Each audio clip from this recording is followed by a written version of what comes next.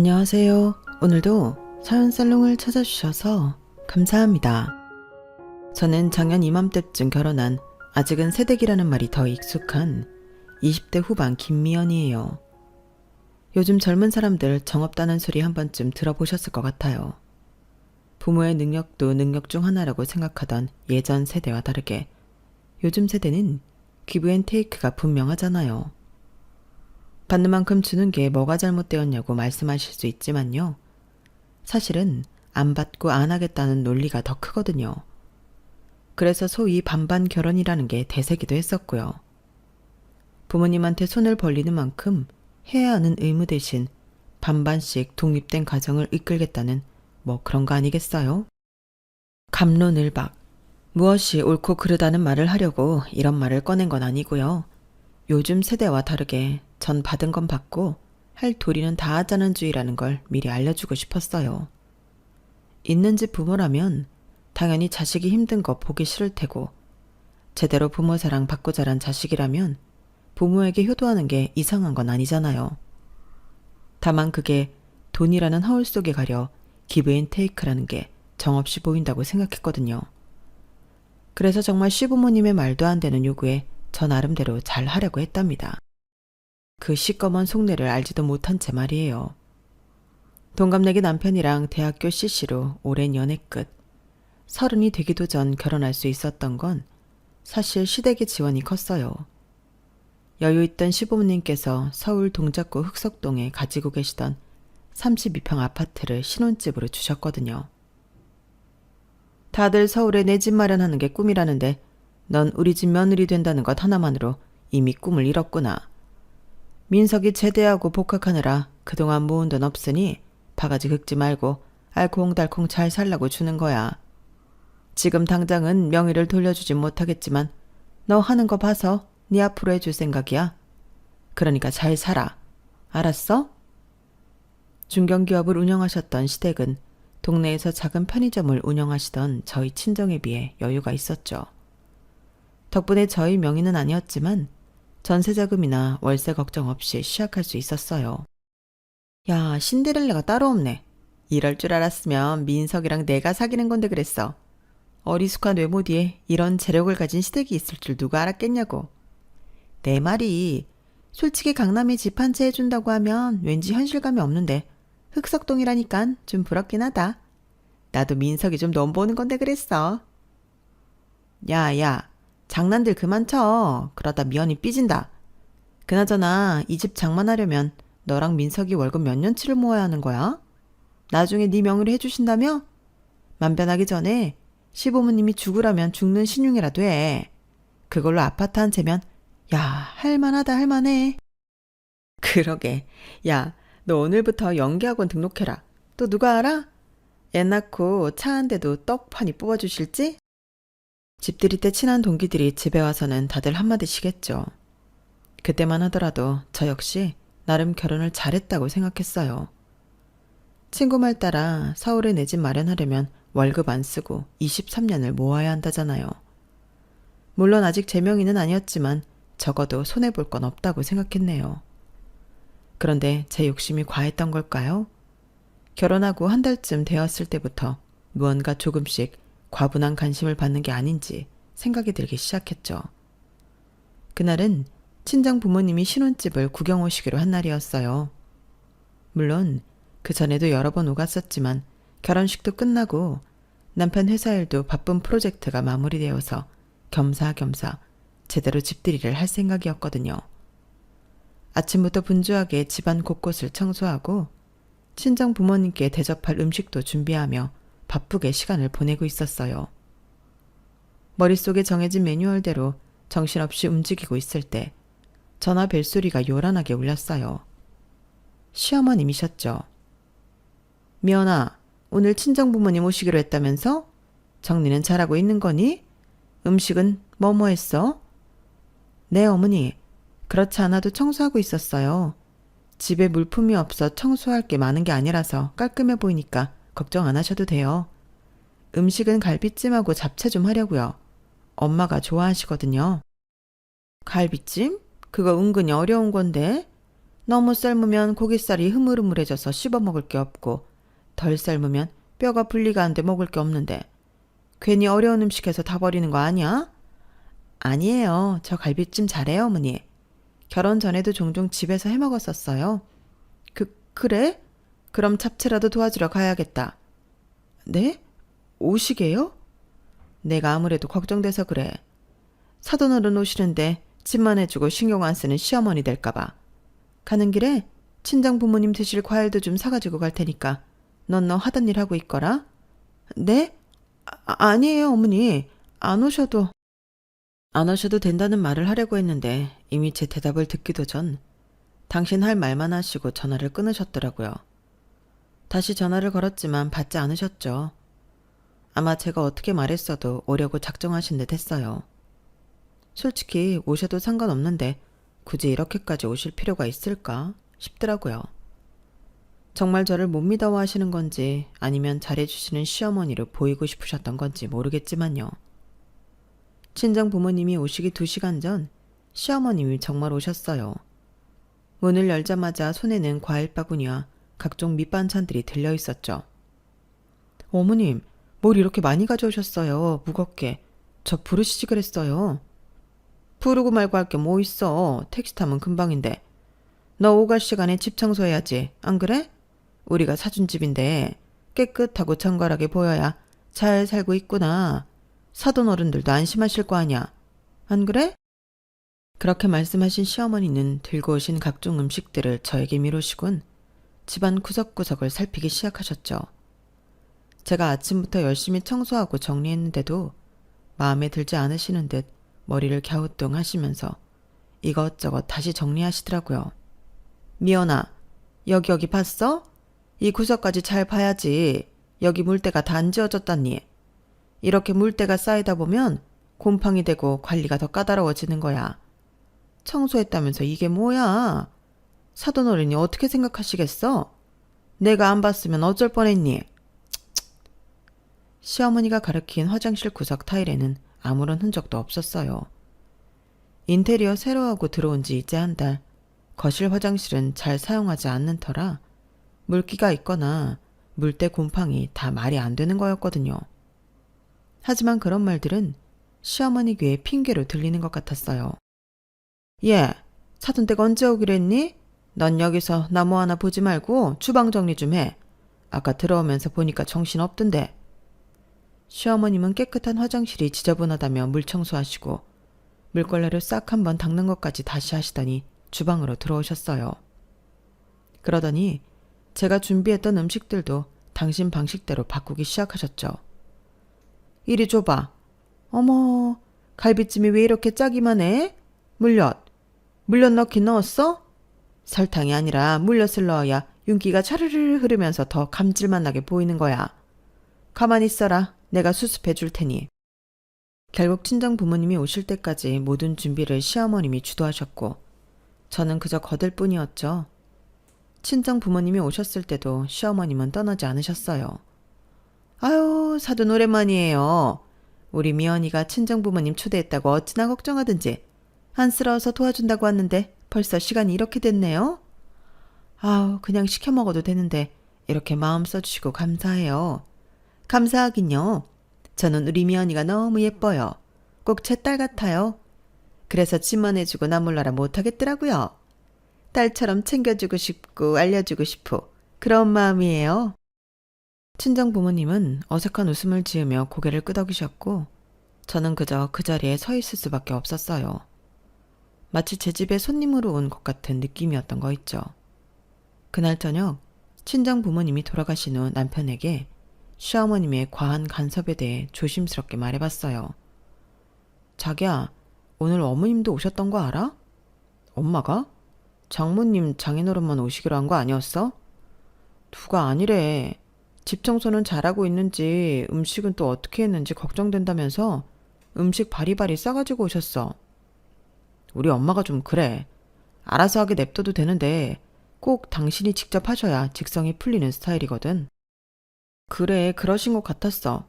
엄마 아빠 왔는데도 안 가시고 계속 자리에 계셔서는 집만 딱 해주고 남처럼 사는 게 아니라 딸처럼 살고 싶다나? 엄마가 그런 말을 했어? 몰라.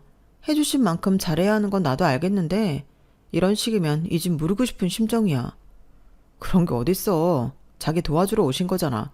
당신 시킨 것도 아니고 엄마가 다 했다며.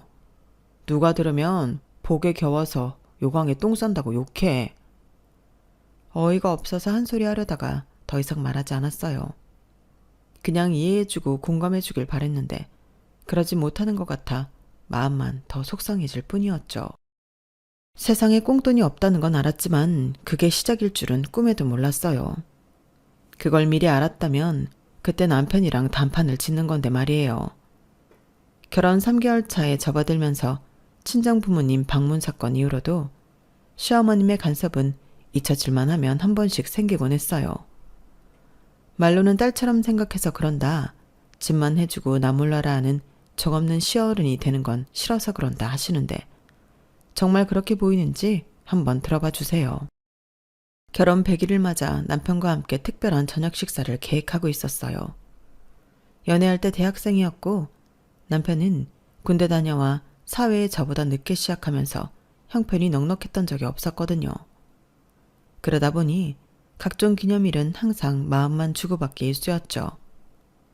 그렇게 시간이 지나 결혼하니 둘 다 직장인이고 부모님이 마련해준 아파트에서 신혼생활을 시작하다 보니 여유라는 게 생기기 시작했던 거예요.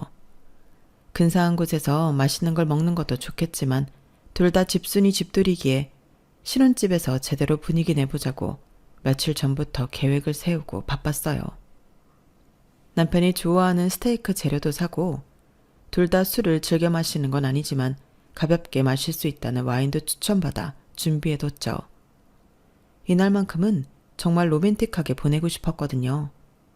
앞으로 가족 계획도 세우며 이제는 진짜 둘이 한 가족이 되었다는 의미를 깊게 되새겨보고 싶었던 거예요. 반차를 내고 일찍 집에 도착한 전 남편 퇴근 시간에 맞춰 스테이크를 굽기 위해 준비하고 있었어요. 그런데 갑자기 초인종이 울렸죠. 내심 남편도 저 몰래 미리 준비하려고 일찍 왔구나 싶은 마음에 기분 좋게 문을 열었는데 시어머니가 시아버님이 서 계셨어요. 어머, 어머님 아버님 어쩐 일이세요? 오늘 오신다고 연락 못 받았는데요. 짜잔! 우리 미연이 가족이 된 지 딱 100일이더라. 축하해주러 왔어. 이런 건 서프라이즈로 해줘야지 안 그래? 시어머님은 손에 든 케이크와 음식이 든 봉지를 들고 계셨어요. 아직 민석이 안 왔지? 어디 근사하게 나가서 외식이라도 하면 좋으련만 그놈이 집을 워낙 좋아해서 집에서 먹자고 했지?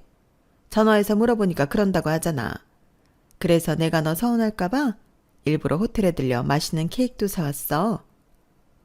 시어머님은 그렇게 말씀하시면서 자연스럽게 외투를 벗어 소파에 걸쳐두셨어요. 그리곤 말씀을 이어가셨죠. 이건 무슨 냄새야? 스테이크? 너 고기는 구울 줄 아니? 쉬워 보여도 불 조절 잘못하면 육즙 다 날아가고 질겨서 씹기만 힘들어지는데? 어디 봐봐. 내가 잘 구웠나 한번 봐줄게. 주방을 둘러보시던 시어머니는 무슨 검사라도 하듯 제가 만든 스테이크와 와인을 발견하시곤 평가를 하시더라고요. 저는 조금씩 기분이 언짢아지기 시작했죠. 100번 양보해 좋은 취지로 축하해주러 왔다고 생각하더라도 애써 준비한 음식들을 평가절하하는 건 예의에 어긋난다고 생각했거든요. 안 봐주셔도 괜찮아요. 어차피 민석 씨는 완전히 다 익은 고기 좋아해서요. 질겨서 씹히는 맛이 있어야 비싼 고기 먹는 것 같다고 말하거든요. 그런 게 어딨니?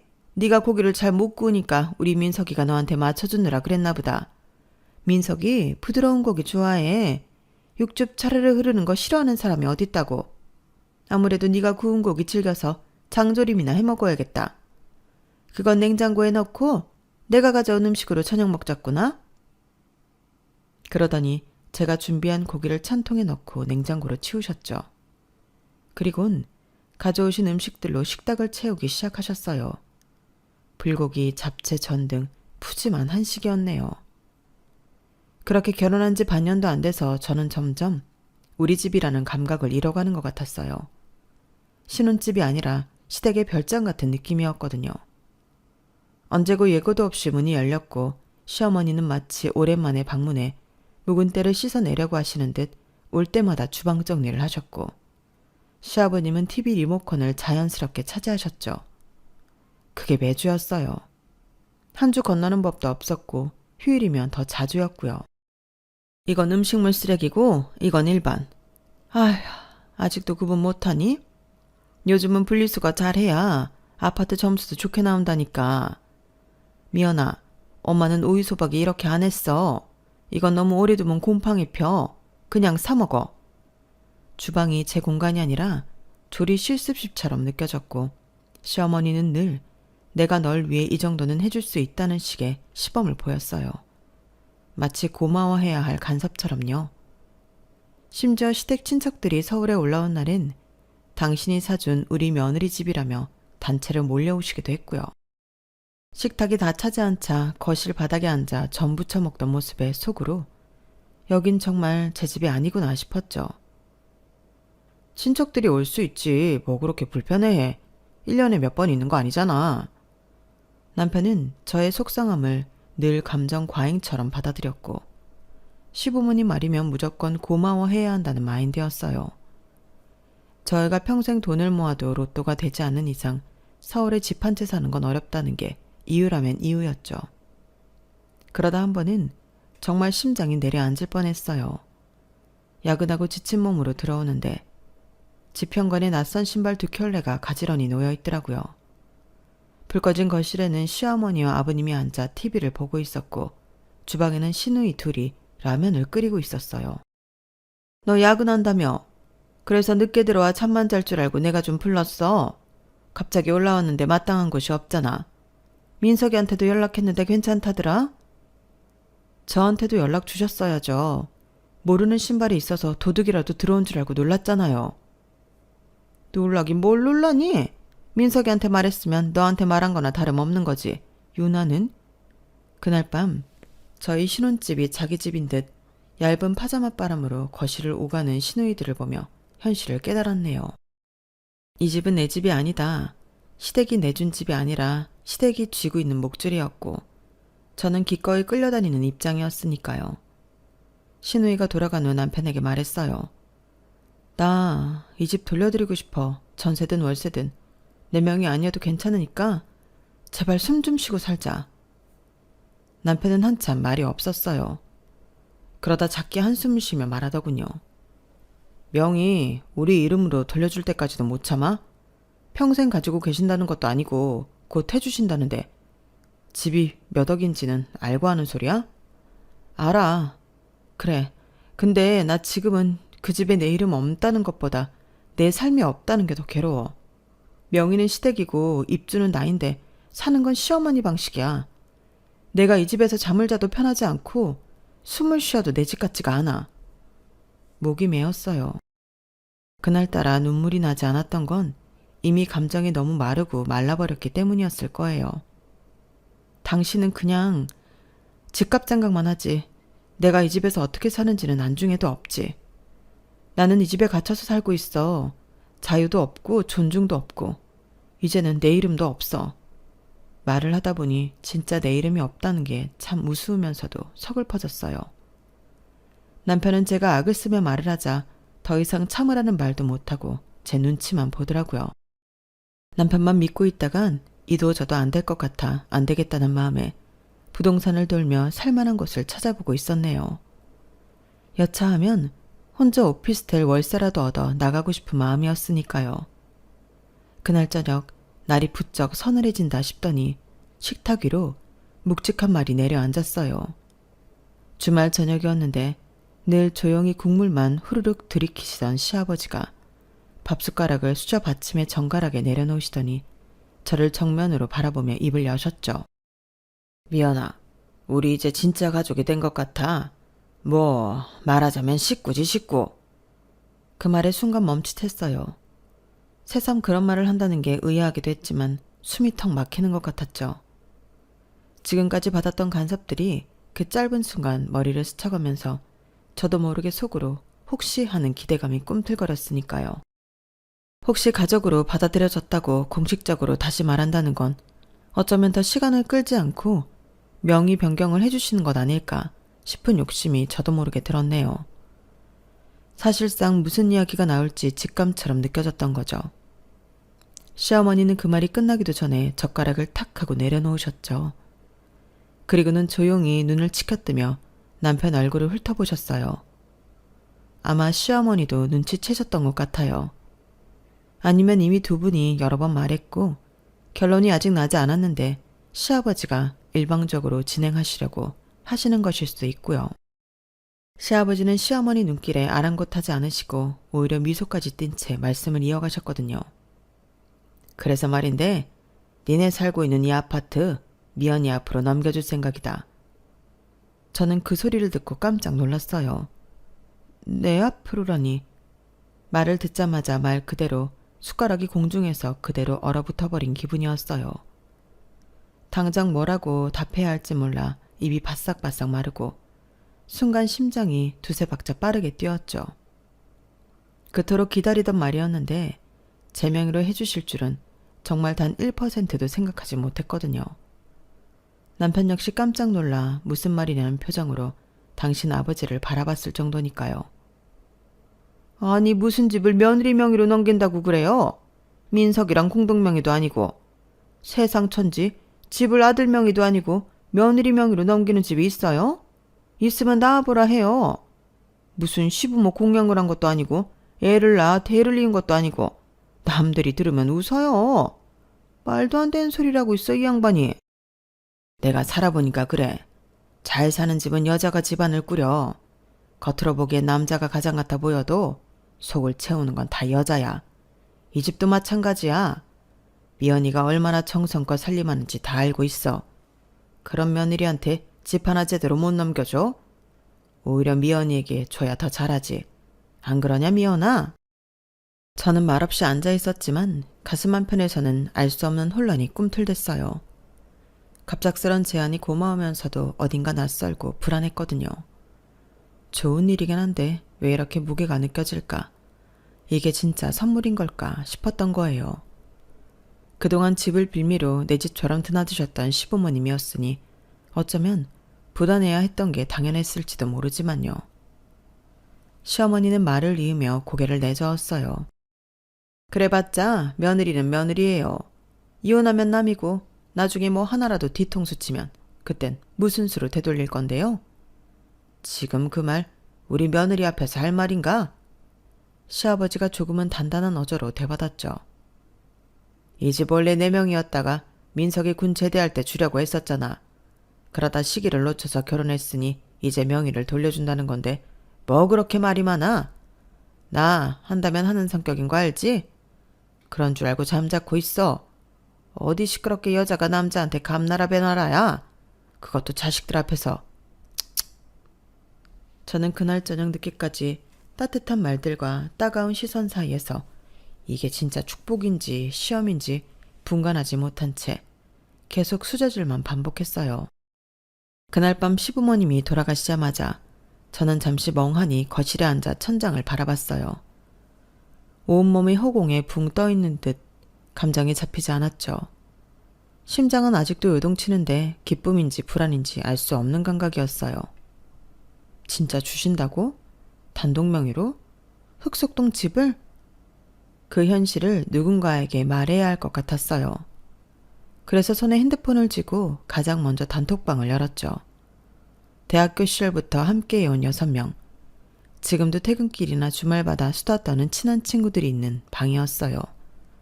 그리고 숨도 안 쉬고 손가락부터 달렸네요. 야야야, 나 지금 무슨 말을 들은 줄 알아? 시아버지가 흑석동 집 4명이로 준대. 단독 명의. 민석이랑 공동도 아니고 진짜 나만. 딱 3줄. 그런데 메시지를 보내자마자 톡톡톡 읽음 표시가 줄줄이 뜨고 곧장 메시지 폭탄이 터졌어요. 헐, 단독? 야, 너 진짜 로또 맞았냐? 진짜야? 와, 이건 뭐 사극도 아니고 드라마도 아니고 며느리 명의? 흑석동? 아니 잠깐만, 너한테 집 준다고 해서 가슴 뛴 건 나다. 뭐야? 너 진짜 어쩜 좋냐? 대박이다 정말. 모두가 축제였어요. 불꽃놀이도 떡케이크도 없지만 그들 메시지엔 감탄과 박수가 가득했고 덩달아 저도 피식 웃음이 났죠. 그니까 나도 아직 얼떨떨해. 근데 또 걱정도 돼. 명의 넘기면서 얼마나 또 생색내실지 몰라.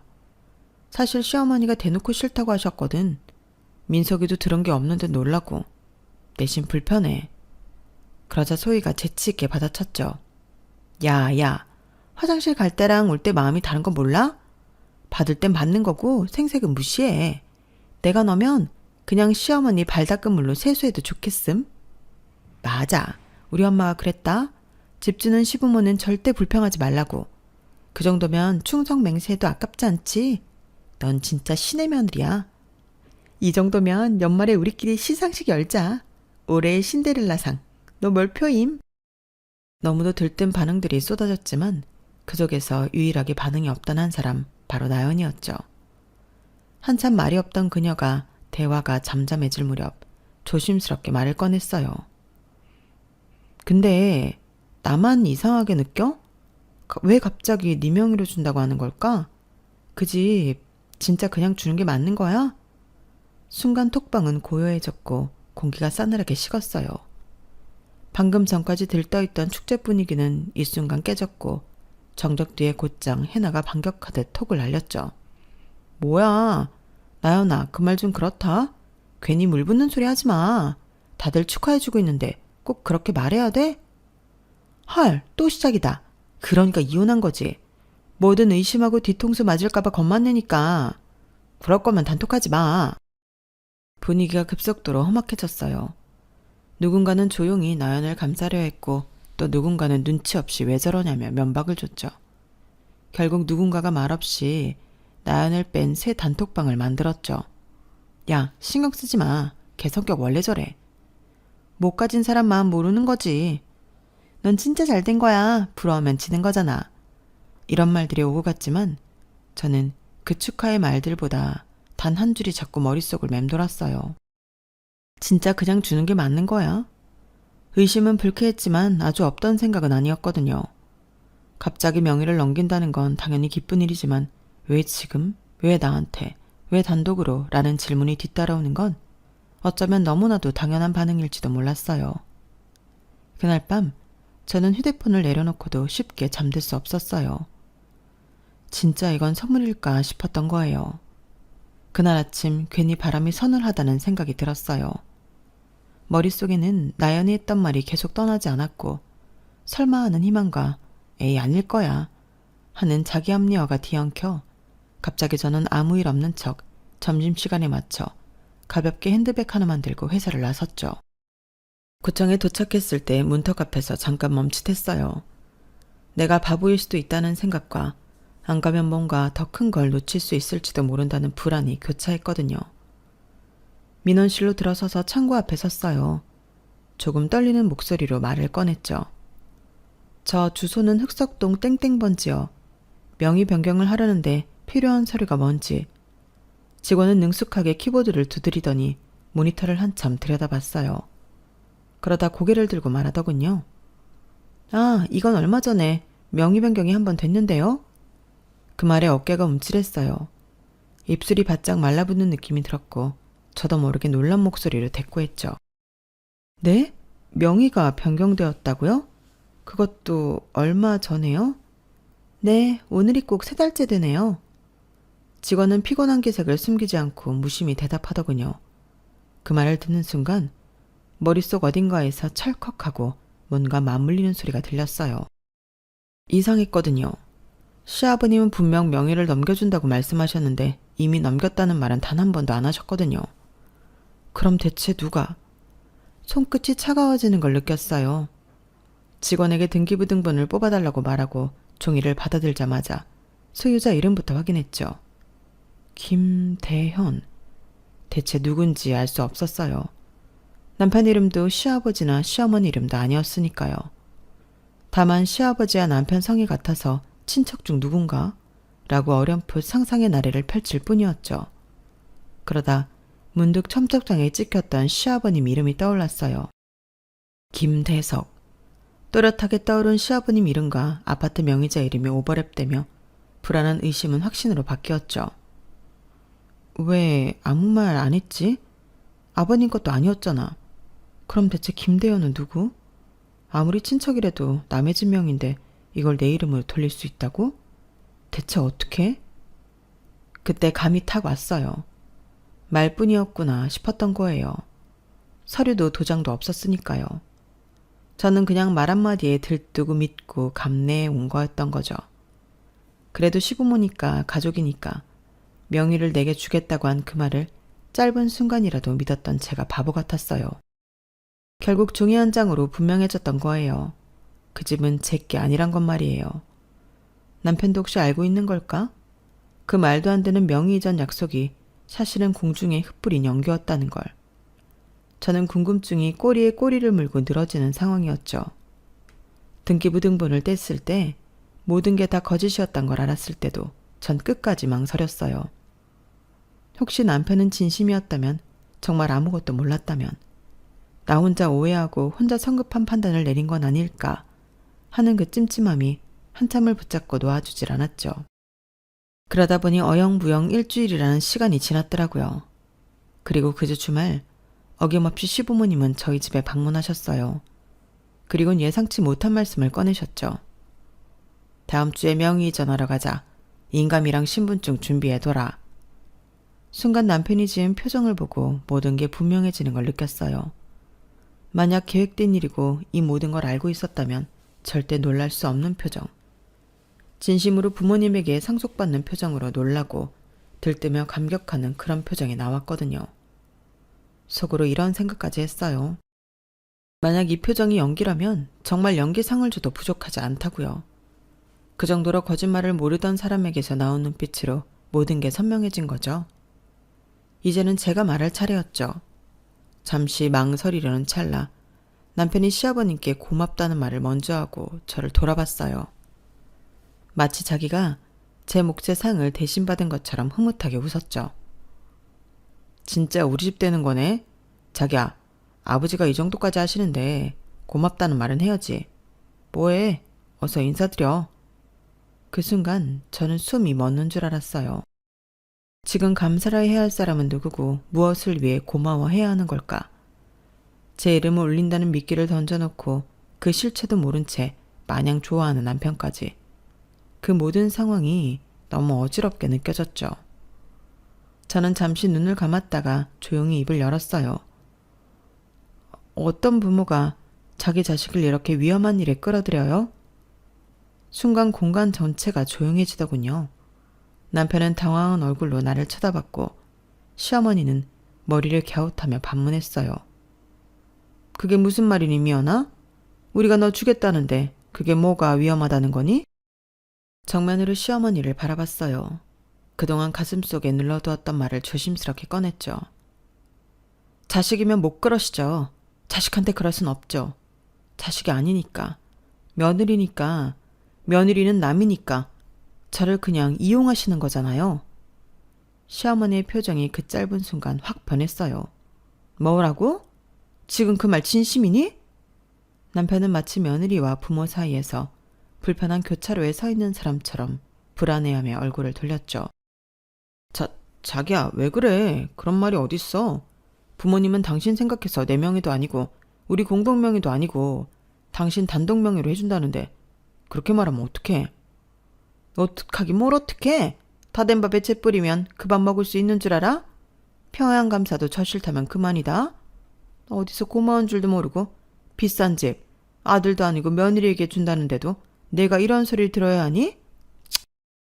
그렇게 말하면 어떡하냐고? 고마움이요?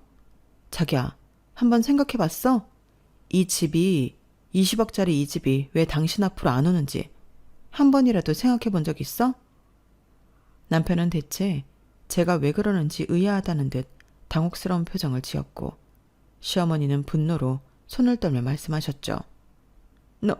너 그게 무슨 말이야? 우리가 무슨 꿍꿍이라도 있어서 너한테 준다는 말이야? 고맙다고 우리 집 귀신이 되어도 시원찮을 판에 물을 끼얹는 게 아니라 똥물을 쏟아 붓는구나 부어. 그때 시아버지가 묵직한 한숨을 내쉬며 말했어요. 그래, 싫으면 안 해도 된다. 억지로 줄 생각 없다. 시부모님은 제가 진실을 알 거라는 걸 모르시니 베팅하시는 것 같았어요. 옆에서 남편이 그건 아니라고 중재하며 시부모님 마음이 변하기 전에 빨리 잘못했다고 빌라고 분위기를 조성하고 있었으니까요. 저 역시 물러서지 않고 이 집 필요 없다는 듯 준비했던 말을 쉴 새 없이 쏟아붓기 시작했습니다. 이건 지난주에 구청 가서 떼어본 등기부 등본이에요. 이 집 지금 명의자 김대현 씨잖아요. 민석 씨 삼촌 맞죠? 말하자 순간 시어머니의 눈빛이 불안하게 흔들렸고 시아버지는 고개를 돌린 채 입술을 꾹 다물었죠. 이건 아버님 명의도 아니고 민석 씨 명의도 아니에요. 어머님 명의는 더더욱 아니고요. 그런데 아버님은 이 집을 제 앞으로 넘긴다고 하셨어요. 그게 말이 돼요? 부모님 명의도 아닌 집을 선심쓰듯 저에게 주시면 제가 고맙다고 덥석 받을 줄 아셨어요? 남편은 제 쪽으로 몸을 기울이며 작게 물었죠. 그게 무슨 말이야, 자기야? 그 사람 누구 명의로 돼 있다고? 삼촌, 당신 삼촌. 그리고 더 중요한 건 이게 단순한 명의 이전이 아니라는 거야. 이상해서 부동산 카페에 익명으로 올렸었죠. 시댁에 제 앞으로 명의를 넘긴다고 하는데 등기부에는 가족도 아닌 다른 친척 이름이 적혀 있다고요. 그리고 거기서 어떤 분이 답글을 달아주셨어요. 법무사라고 하시면서요. 이건 전형적인 채무자의 재산 은닉 방식이래요. 부채 때문에 본인 명의에 있던 자산을 친척이나 제3자에게 돌려놓고 나중에 신뢰할 수 있는 또 다른 사람 명의로 옮기려는 행위. 말하자면 법적 추적을 피하기 위한 가짜 이전이라는 거죠. 거실은 한순간 숨소리도 들리지 않을 만큼 고요해졌죠. 그리고 그 행위는 법적으로 사회행위라고 하더군요. 채권자에게 손해를 끼치기 위해 재산을 숨기는 방식. 법원에선 취소 소송으로 그 명의 이전을 무효화할 수 있고요. 남편은 이제야 사태의 심각성을 인식한 듯 부모님을 바라보며 떨리는 목소리로 물었어요. 진짜예요? 어머니, 아버지, 이 집 지금 그런 식으로 넘긴 거예요? 이게 사실이야? 자기야, 맞아? 확실한 거 맞냐고. 시아버지는 잠시 말없이 앉아있다가 한참 후에 입을 여셨죠. 그 말은 예상보다 더 조용했지만 그만큼 무겁게 느껴지더군요. 사업이 힘들었다. 코로나 때부터 줄줄이 거래처가 무너졌고 은행에서 돌아온 어음도 있고 내가 어떻게든 회사를 살리고 싶었다. 민석이 군대 간 동안 모은 것도 다 썼고 이 집이라도 지켜야 했어. 그때 대현이 명의로 바꿨던 거야. 뭐 일시적인 거였지. 거짓말 마세요. 삼촌 명의로 바뀌신 거 몇 개월 안 된 것까지 다 알아요. 사료 떼어보면 다 나오는데 그래도 거짓말 하시게요? 제가 모르고 도장 찍었으면 어땠을 것 같으세요? 법적으로 공범이래요, 공범. 제가 협조한 걸로 간주돼서 저까지 처벌받을 수 있는 상황이었다고요. 아셨어요? 시어머니는 당황한 표정으로 손을 내저으며 말했죠. 네가 그걸 어떻게 알아봤니? 아니, 그냥 그건 도와주는 거지. 공범이랄 건 없지 않니? 가족끼리 서로 돕고 사는 거지. 얘는 누가 들으면 우리가 버벅이고 사는 나쁜 사람인 줄 알겠네. 엄마. 남편은 그 말을 듣고는 마치 모든 걸 내려놓은 사람처럼 의자에 등을 기댔더군요. 진짜 저한테는 왜 아무 말도 안 했어요? 어떻게 이럴 수가 있어요? 차라리 저한테 그러시지. 왜 미연이를 이렇게 끌어들이는 게 말이 돼요? 시아버지는 처음으로 미안하다는 말 비슷한 걸 내뱉었지만 그건 어디까지나 자신을 위한 면죄부처럼 들리더군요. 미연아, 널 그런 식으로 생각한 건 아니야. 그냥 너한테는 믿음이 갔고 또 그렇게 해주면 너도 기뻐할 줄 알았고 뭐랄까, 그게 가족 아니냐? 가족이라면서요. 근데 왜 이런 일을 제게 시키세요? 가족이면요, 숨기는데 이용하지 않죠. 감추는데 빌려 쓰지 않죠. 그 순간 남편은 조용히 제 손을 잡았어요. 그리고 천천히 고개를 끄덕이며 말했죠. 이 집 이제 그만 나가자. 그날 밤 남편이 그렇게 말했을 때 사실 저는 조금 놀랐어요. 그 사람은 평생 부모님 뜻을 따라 사는 게 당연한 줄로만 알고 자란 사람이었거든요. 부모님 말씀 거역하면 큰일 난다는 말이 남편한테는 진짜 인생의 좌표처럼 박혀 있었죠. 그런데 그 사람이 제 손을 먼저 잡았고 그 손 안에 망설임도 미련도 없었어요. 마치 이제야 진짜 내 사람이 되어주겠다는 눈빛이었달까요? 남편과 전 근처 호텔로 들어갔고 남편이 먼저 조용히 입을 열었어요. 어릴 때부터 계속 들었어. 이 집은 언젠가 니네 거다. 너도 잘하면 다 준다. 그런 말들을 수도 없이 들었거든. 처음엔 좋았지. 근데 나중엔 그게 뭔가 조건 같더라. 받기 위해선 더 착해야 하고 고분고분해야 하고 부모 눈치 보면서 내가 어떤 사람인 척 살아야 했어. 그 얘기를 듣는데 마음 한쪽이 뻐근해졌어요. 어쩌면 이 사람도 저만큼이나 주는 사람의 그림자 아래 눌려 살았던 거겠구나 싶었거든요. 남편은 멋쩍게 웃으며 덧붙였어요. 그래서 그런가? 마음에도 없는 고마움도 연기했던 것 같아. 이제 그런 거 안 하고 싶어. 그게 아무 의미 없다는 거. 어차피 그건 내게 아니고 부모님 거라는 거 너무 분명하게 알았어. 그 말이 너무 진심이라서 저도 울컥했어요. 우린 그날 밤 호텔 침대에 나란히 누워 서로의 손을 꼭 잡았죠. 긴 말 없이도 통하는 그 순간이 있었어요. 이제부터는 우리 둘만의 방식으로 살자. 누가 뭘 주든 뺐든 흔들리지 말고 우리는 우리 집, 우리 삶을 지키자. 그게 우리 둘 사이의 진짜 첫 계약이었던 것 같아요. 서류도 도장도 없었지만 그 어떤 명의보다 강력한 약속이었죠. 며칠 뒤부터 시부모님 쪽 상황은 빠르게 꼬이기 시작했어요. 채권자들이 시아버지 회사 자산을 본격적으로 추적하면서 김대현 씨 명의로 되어 있던 부동산들이 전부 조사 대상에 올랐다고 하더라고요. 그 안엔 당연히 흑석동 아파트도 포함돼 있었어요. 명의를 옮긴 지 몇 달밖에 안 된 데다 실거주는 저희 부부였고 등기부상 소유주는 생뚱맞은 삼촌이라는 점에서 의심은 더 커질 수밖에 없었겠죠. 결국 법원은 사회행위 취소 소송을 받아들였고 흑석동 아파트는 강제 가압류에 들어갔어요. 시아버지와 시삼촌은 그 부동산 거래가 실질적인 소유권 이전이 아닌 재산 은닉의 목적이 명의 신탁이라는 점을 부인했지만 소용없었죠. 김대현 씨는 허위 명의 이전에 협조한 공범으로 간주돼 연대 책임을 지게 됐고 문제 자금 흐름 일부가 시어머니 통장으로 연결되면서 세무조사까지 확대됐어요. 그 와중에도 시어머니는 저한테 조심스레 문자를 한 통 보냈어요. 미연아, 우리가 너무 가볍게 생각했나 봐. 네 입장 이해 못한 건 미안하다. 어쨌든 다 지나간 일이니까 너도 이제 마음 편히 살아. 그 문장을 읽고 한참을 바라보다가 결국 아무 답도 하지 않았어요. 사과 같기도 했지만 자세히 들여다보면 이쯤 했으니 그만하자는 무책임한 마무리였거든요.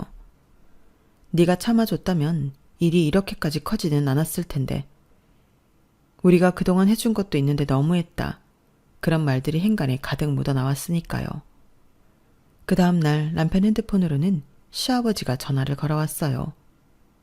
처음엔 무심한 목소리로 어떻게 지내냐?고 묻더니 이내 톤이 바뀌어 날카로운 말을 꺼내시더군요. 너무 극단적으로 갔어.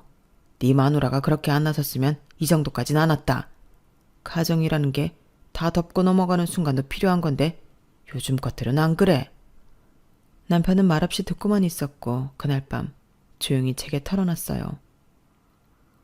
아버지는 아직도 네가 뭘 잘못했다고 생각하는 것 같아. 뭔가 네가 문제를 만들었다는 식이야. 아마 앞으로도 사과는 없을 것 같아. 그 말에 저는 담담히 고개를 끄덕였어요. 사실 기대도 하지 않았거든요. 애초에 그분들이 준다고 말했던 것도 뺏기지 않으려고 숨겼던 것도 모두 그들 중심의 계산 위에서 나온 움직임이었으니까요. 그 계산서 안에 저라는 인간은 없었어요. 그저 신뢰도 높은 도장 또는 믿음직한 명의였을 뿐이죠. 그러더니 시어머니는 몇 주 뒤 친척들에게 얘기를 흘렸는지 뜬금없이 시누이에게서 전화가 왔어요. 언니, 엄마 아빠 완전 망신당했어. 서울 땅 가진 거 하나 믿고 살았던 사람들인데 결국 민낯 다 까발렸지 뭐야. 근데 언니가 아빠랑 그렇게까지 해야 했어, 가족끼리? 순간 헛웃음이 나왔어요. 가족이라는 말은 그렇게 쉽게 입에 당기면서 정작 가족의 이름으로 누군가를 조용히 짓밟는 일엔 아무런 죄책감이 없는 사람들이었던 거죠. 시아버지는 결국 사업권을 포기하시고 회사도 법정 관리로 들어갔고 자산 일부를 매각해 채무를 상환 중이라고 들었어요. 남은 건 가압류된 부동산 그리고 명의를 빌렸다가 무너진 관계뿐이었죠. 시어머니는 여전히 가족 톤으로 연락을 해왔어요. 우리 이제라도 다시 잘 지내보자. 그때는 다 급해서 그런 거지. 우리가 정말 널 이용하려고 했겠니? 이젠 그 말조차 지치더군요. 이용하려고 한 게 아니었다는 말은 결국 내가 오해한 거라는 말이니까요. 그렇게 저와 남편은 가족이라는 이름 아래 붙잡히지 않기로 했어요. 내 감정이 무시당하신 곳, 내 결정이 존중되지 않는 자리에서 굳이 용서라는 이름으로 버티지 않기로요. 지금은 그동안 조금씩 모아둔 돈으로 작은 오피스텔에서 지내고 있어요. 좁지만 조용하고 누구도 예고 없이 문을 열고 들어오지 않는 이 공간이 처음으로 진짜 내 집 같다는 생각이 들더라고요. 그리고 아직 남편에게 말하진 않았지만 며칠 전 조용히 제게 천사가 찾아왔어요. 두 줄. 작은 변화지만 세상을 바꾸는 기적이었죠. 이제는 정말 행복할 일만 남은 것 같아요.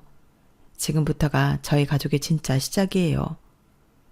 폭풍처럼 지나갔던 신혼초. 그래도 남편 하나는 잘 건졌다고, 앞으로는 잘 살 거라고 응원해주세요. 들어주셔서 고맙습니다.